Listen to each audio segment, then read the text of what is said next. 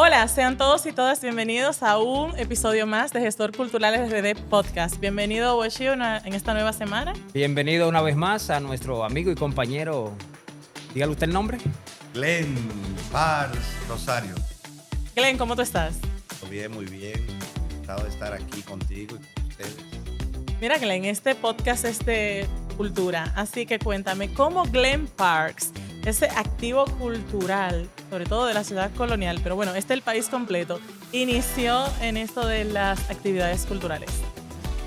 Bueno, primeramente, yo tengo una práctica artística puntual, que es en torno a la literatura. Desde muy temprana edad me he dedicado a las letras. Primero como declamador, cuando tenía 8 o 9 años, y me presenté por primera vez en el espacio cultural que manejaba el maestro Silvano Lora en la calle El Conde, esquina Meriño. Eso se realizaba todos los sábados a las 6 de la tarde. En esa dinámica me involucré en lo que fue la Bienal Marginal, los talleres que daban en la Bienal Marginal, 92, 94, 96, y a partir de ahí empecé mi accionar en la vida cultural. Bueno, en esa trayectoria, cuando tú llegas a trabajar con Silvano Lora, con ese destacado pintor y muralista que yo tanto admiro y siempre admiraré por su trabajo encomiable que dejó y el legado que le dejó al país. De esos grupos literarios que existían en la Universidad Autónoma de Santo Domingo y ese movimiento de lectura que se llamaba en ese momento César Vallejo, ¿qué tú tienes que contarnos acerca de esa trayectoria? Bueno, el taller César Vallejo como casa de herramientas para crear escritores y fortalecer el oficio estaba muy bien, pero realmente mi participación ahí fue muy momentánea. Por ejemplo, nosotros tuvimos contacto muy temprano con escritores como Nicanor Parra, Gonzalo Arango, que eran escritores de otra dimensión. Pensaban que la literatura era la vida misma del escritor, más allá del tecnicismo y ese tipo de cosas. O sea que de manera tal que el taller César Vallejo, en un momento me lo encontré demasiado grande, en el sentido de que se hablaba mucho de cosas que uno leía en su casa y que al llegar a ese local a ver, por ejemplo, esos ejercicios de erudición, de métrica, de estilo y de composición, no era lo que yo estaba realmente buscando. Entonces, seguí rodando y pasé por el Grupo Cultural Casibajagua, que fundó el poeta Carlos Gómez Dulli y que luego dirigió el poeta Víctor Villegas. Y ahí sí tuve en Casibajagua como una incidencia puntual en cuanto a organización de eventos, de literatura, trabajo en equipo, porque Villegas, siendo Premio Nacional de Literatura, tenía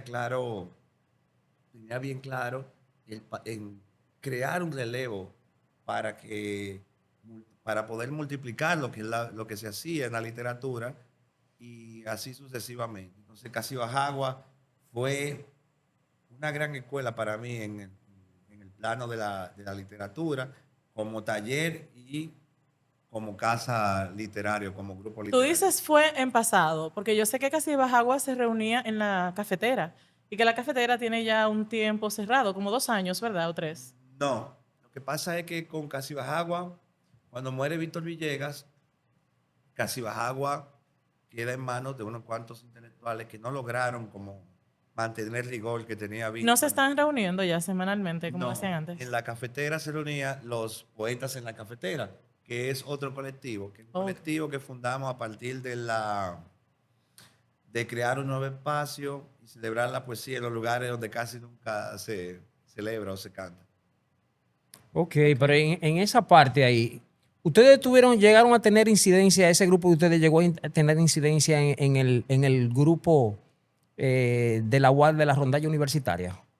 En cuanto a literatura y en cuanto a poesía y poemas dichos por los muchachos. No, nosotros llegó un momento, estoy hablando de un momento que realmente el tema de la UAS, el movimiento cultural de la UAS nos cansó, nos fastidió, porque era mucho la poesía coreana, era mucho la poesía dramatizada, el teatro y algunas manifestaciones musicales suele pasar.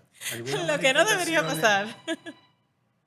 algunas manifestaciones musicales que nosotros realmente tratábamos de obviar. Y entonces decidimos armar un centro cultural al aire libre. Llegamos al Parque Duarte de la ciudad de Santo Domingo, que en ese momento era un matorral, y ahí empezamos nuestro centro cultural al aire libre, con el apoyo de doña Teresita Montpensier, mamá de Yura, que nos brindó Ok. como el espacio, el soporte intelectual para nosotros poder hacer esa tertulia. De esa tertulia luego se transformó en actividades musicales, en teatro de calle, en performance, en el espacio público. Nos apoderamos del Parque Duarte y era hasta el otro día, es todavía un centro cultural. Nosotros nos dividíamos las actividades, viernes, los sábados y los domingos, entre los poetas, los músicos y los artistas visuales. Luego le agregamos una parte social que mucha gente no le gustó, integramos los movimientos LGBTQ+, para que también formaran parte de nuestro centro cultural. Y así nos distanciamos un poco de todo ese movimiento de la UAS, de la institución, y logramos hacer nuestro centro cultural, que era súper radical, porque de repente podríamos tener un concierto con Ilka o con Duluc en el parque y la gente podía tocar los instrumentos y la gente se integraba. Y al mismo tiempo era como nuestra trinchera, porque había que defender que no se llevaran los instrumentos la policía, que entrara alguien a interrumpir. Logramos ese espacio cultural y luego de ahí, de ese espacio cultural del Parque Duarte, creamos lo que se llamó Fusion Rose, que era un espacio que estaba ubicado en la calle El Conde, entre Damas y Isabel la Católica. Ahí sí nosotros presentábamos los grupos de la UAS, a los grupos de teatro, a los grafiteros, a gente de la cultura popular, gente independiente, que también trabajaba en institución, pero la única diferencia era que ahora teníamos los focos. Por ejemplo, en un concierto del parque iban, iban 300 personas dispersas, pero aquí Ok. teníamos turistas de muchas partes y además intelectuales que aprovechaban el momento para darse su traguito. Oh, qué bien. Una pregunta, ¿qué opinión te merecen los nuevos movimientos literarios? O sea, bueno, en primer lugar, la literatura dominicana y, por ejemplo, Anticano, Mar de Palabras, este festival que se ha celebrado ya, creo que por varios años consecutivos, no sé si el segundo o el tercer año aquí en la ciudad colonial. Están también lo de los libros, no recuerdo ahora el nombre, pero hay como un resurgimiento en lo que es la cultura, en la literatura dominicana. ¿Qué te parece todo esto? Sí, realmente es un movimiento que han trabajado por 5, 6, 7, 8 años. Está el Anticano, que es Anticano. un colectivo, donde está Laura Telly, mi amiga Michelle Ricardo, creo que también está Patricia Minaya, que han hecho una estructura de fomento a la literatura y de respaldo ideológico a la otra literatura dominicana, que es necesario y totalmente distinto a lo que se ha hecho en otros colectivos. ¿Verdad? Y también ahí está Librería Mamey y Cielo Naranja, que han hecho muchísimas actividades en lo que es la literatura dominicana. Sí, pero tú sabes bien que en el caso hay que decirlo, nosotros somos partícipes, somos parte también de la cultura popular. Hay gente que hace literatura en los lugares donde siempre han sido celebradas, pero nosotros preferimos mejor, como por ejemplo lo que hace Michelle, Lauritelli y esos colectivos, de ir al público que realmente necesita escuchar otro tipo de literatura. Ok.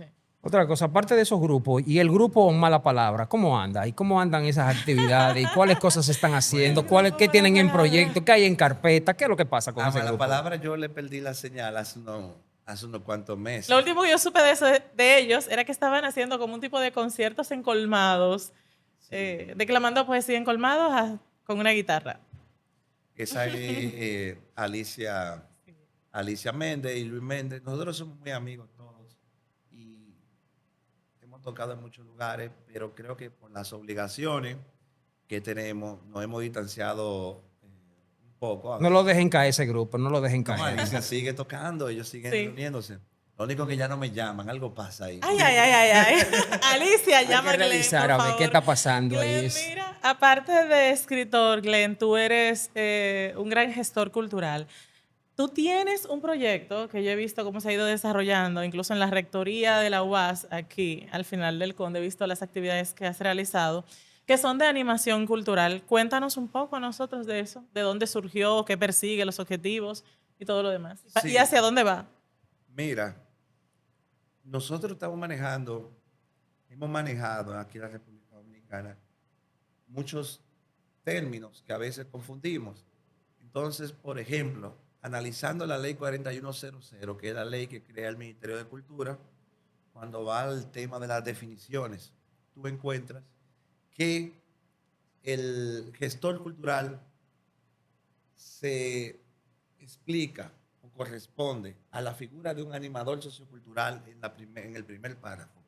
Pero luego en el segundo párrafo, tú encuentras que define a la perfección la figura del gestor cultural. Entonces, ese tipo de errores que se pasó en ese momento, que se creó la ley, nos llevó a nosotros a analizar y a provocar una serie de encuentros, porque mucha gente confundía recreación, animación sociocultural con gestión cultural. Ujú. Entonces son términos muy puntuales que no se pueden confundir porque a la hora de crear la política cultural que respaldan económicamente a cada uno de esos trabajadores de la cultura, se cae, no aparece el presupuesto.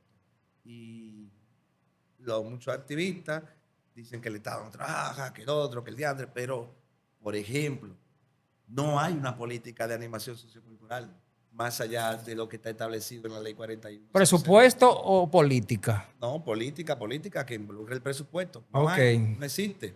No existe.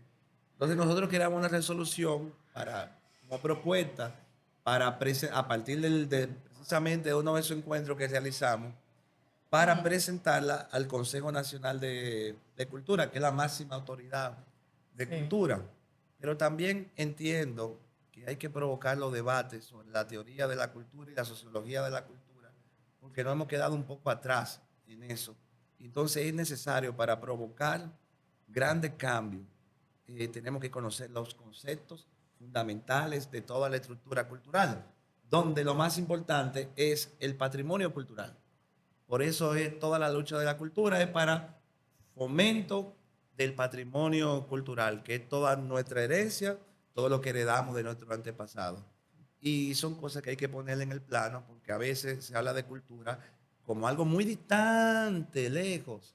Y la cultura empieza precisamente desde el vientre de tu madre, de que tú eres un pequeñito feto, así del lado todo pequeño, que tú empiezas a asumir los minerales, la comida, y tú llevas la tierra, el sentimiento, todo lo de la tierra tú lo vas consumiendo, lo vas a través de tu madre. Y ahí empieza un proceso cultural, que es el proceso de la gastronomía, que hay que tomarlo en cuenta en la cultura también. No es distante. La cultura es uno mismo. No estamos lejos de la cultura, es cerca. Inherente.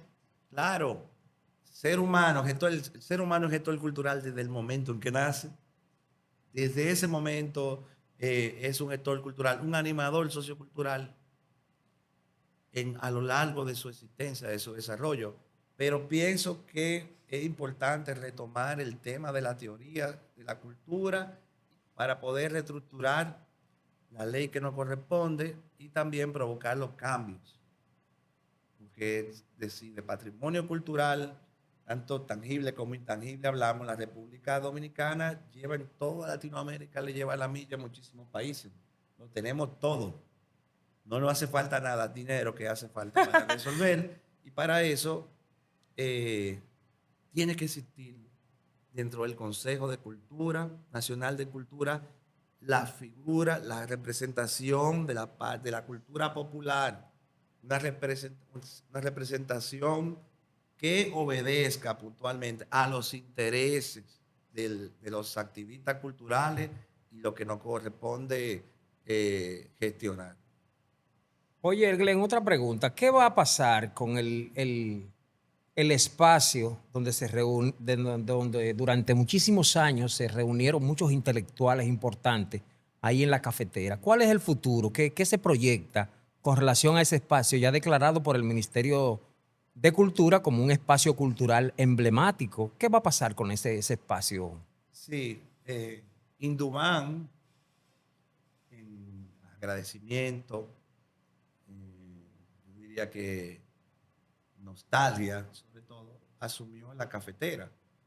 Ahora la cafetera va a ser parte de Indumán.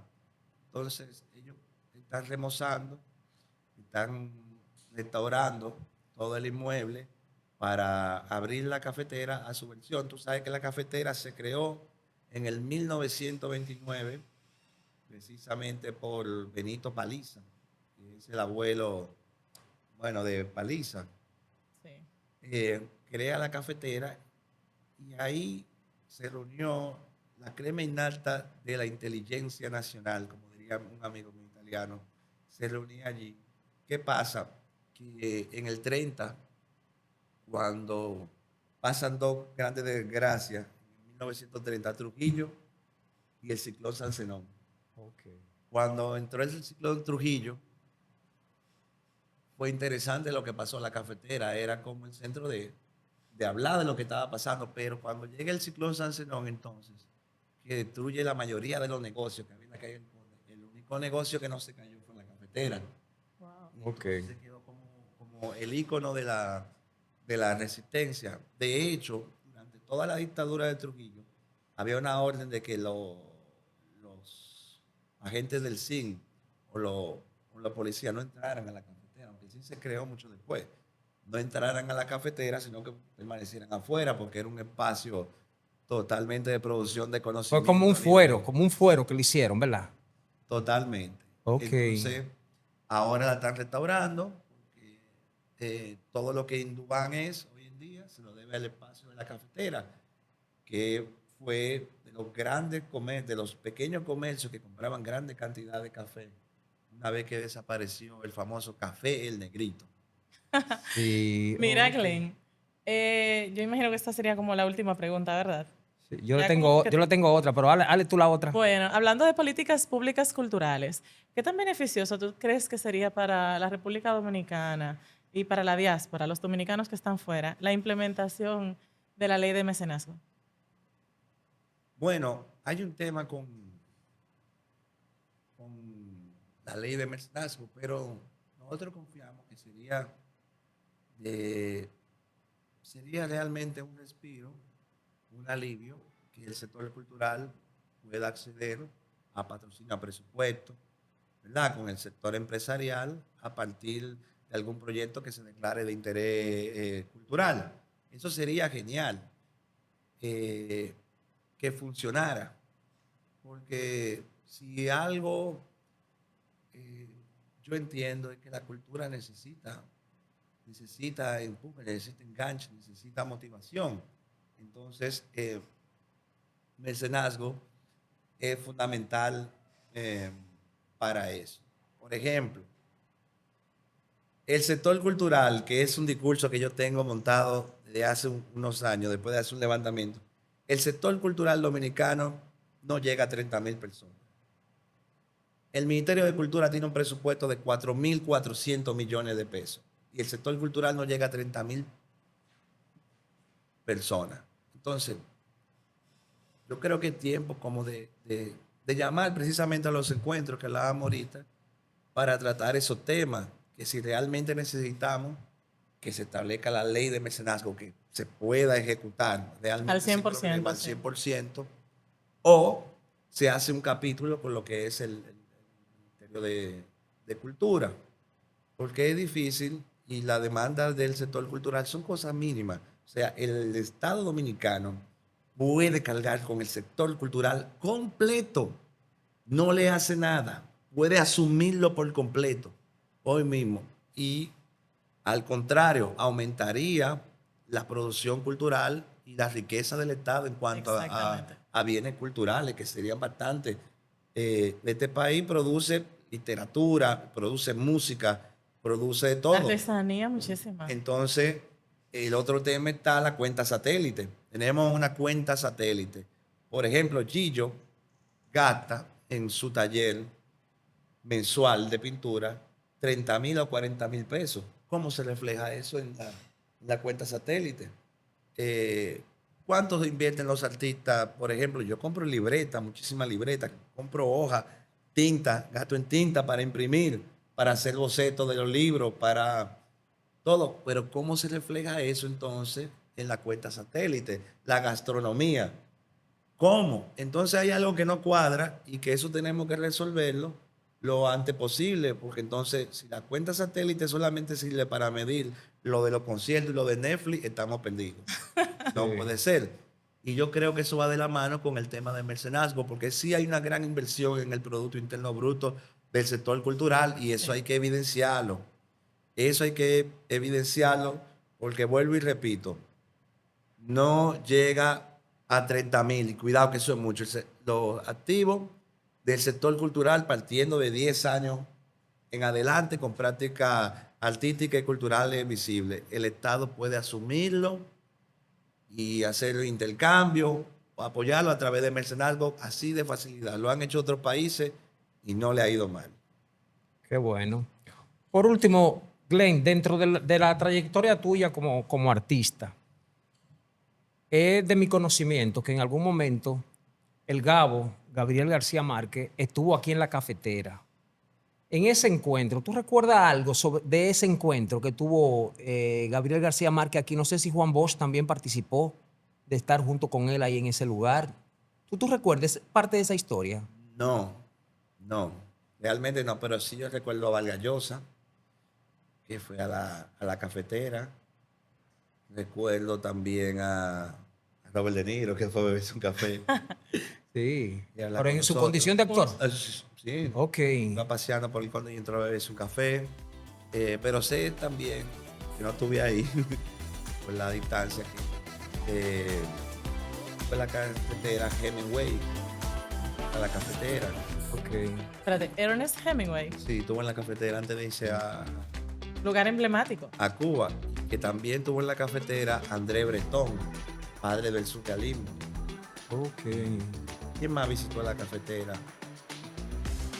Han visitado muchísimos escritores, pero seguro que si Gabo vino aquí, segurísimo que puede ser que pasara por la cafetera, porque ese era el punto de encuentro. Todavía lo es, aunque esté cerrado, el punto de encuentro histórico de la ciudad, de intelectuales,